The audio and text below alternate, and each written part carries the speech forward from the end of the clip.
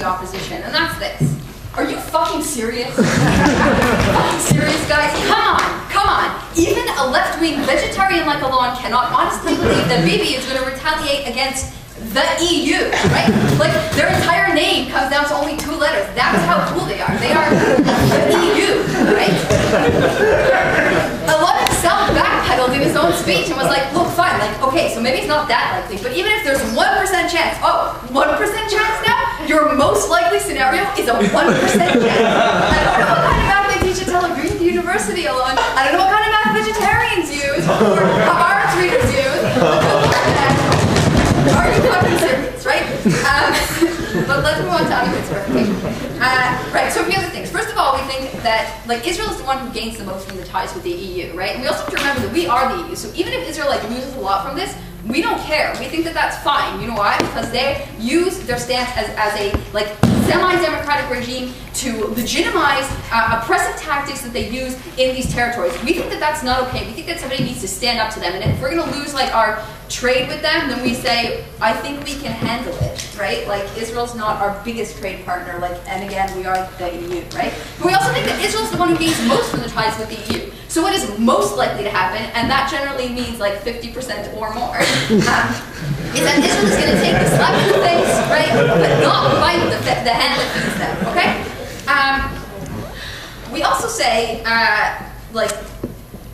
let's get serious. Gaza is one of the poorest regions in the world. And I'm going to get to that in a minute. I'm also going to get to this idea, like you said, well, you're going to make the situation worse for Gaza. And we say, for the Gazan citizens, we say no. Do you know why? Because we're also going to liberate Palestinians from Hamas. They will lose control. And that brings me, ladies and gentlemen, to my point. I'm going to talk about it the day after. Craig, stop nodding. Good Lord, you're a judge.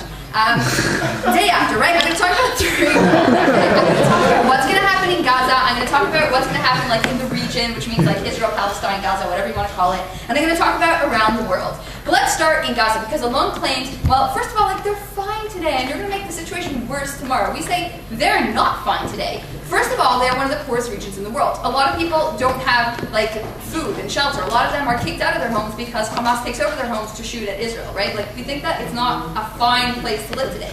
We also think, ladies and gentlemen, that the food and medicine and aid that they do get, their very basic standard of living that Alon said they have, all comes from Hamas. And do you know where Hamas gets it from? They get it from Iran. They get it from Saudi Arabia. They're completely dependent on Hamas. And that is exactly what Hamas wants, ladies and gentlemen. And we want to stop that as well. We think that this is not only against Israel. We think that what's most important in this sense is that we're liberating the Palestinian people from all forms of oppression, and that includes the Hamas regime that is in place in Gaza today. We think, ladies and gentlemen, that the Gazan civilians they are ready for an economic boom.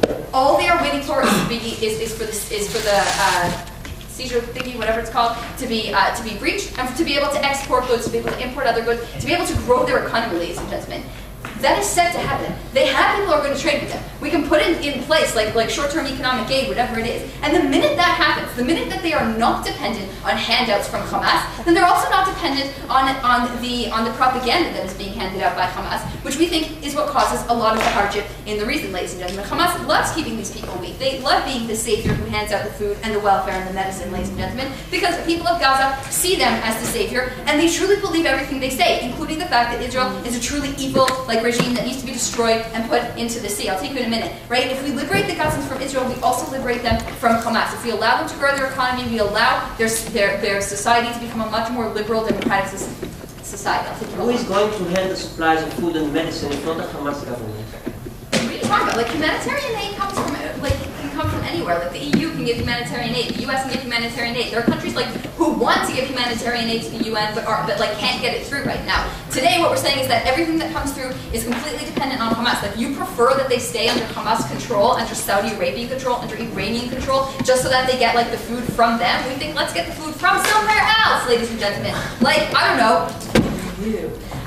But let's move on. Let's talk about the region in general, right? Because we say that finally we have have an opportunity for real and meaningful peace, ladies and gentlemen, right? Like today, what happens? We have like Israel, who on one hand gets to like oppress these people, but also have demands. On the other side, we have like Hamas, not really the Palestinian people, but the Palestinian peoples themselves are the ones who would be willing to sit down if they have a good economy, if they have something to come to the table with, and say to Israel, like, you have to deal with us now because we're a true neighbor to you, and we treat you like human beings, and you treat us like human beings. We think that the minute that Hamas is out of the picture, which we're doing in this plan, then it becomes a much more, like, we have two sides, two moderate societies who are actually willing to have peace. And then we have the idea of what happens around the world in general. And this actually answers the question that Alon brought up, the question of, well, why start with Israel? Like, you know, why is Israel the place to start? Let's start with Iran. And we say, first of all, we'll get to Iran later. But second of all, we say, like, under some criteria, Israel is the worst, ladies and gentlemen. Do you know why? Because Israel says that they're a democratic regime. Israel decides that they can like claim to be a democracy on one hand and trample rights on the other hand. And we say, you can't dance at two weddings, you can't play two sides of the coin,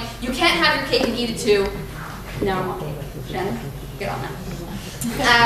Right? We say, in many ways, Israel is the worst because of this, ladies and gentlemen. And we also say that oppressive regimes around the world, they're going to be scared the minute that we stand up to Israel. Why? Because they claim to be democracies, because they're recognized as a democracy around the world. And if we stand up to Israel, ladies and gentlemen, then we sure as hell will stand up to do a dictatorship. And they're going to be shaking their boots. I think, ladies and gentlemen, that Iran and Saudi Arabia, they might say that they want the US and the EU and the UN and the rest of the alphabet to stand up to Israel, but in reality, if that ever happened, they would be scared. They would be scared shitless because they know that we're coming after them next. And that means, ladies and gentlemen, that we don't have to come after them next with as much force as we would need to today, because they will be scared, because they will change the regimes that they have. We say that if we make Israel an example, if we make this situation, the people who claim to be a democracy, and we point them out and we say, no, you're not, and you better treat your people better, because if you don't treat your people better, and you don't treat your neighbors better, and you don't treat them like human beings, then we will force you to treat them like human beings. And the minute we do that to somebody who we claim is our friend, then we sure as hell will do it to people who we claim to be our enemies, ladies and gentlemen. So no, we're not worried about like having to send like, you know, warships into Iran, because we don't think that will be necessary at that stage. We think that at that stage we can use our political clout to make the changes that we want to do without resorting to the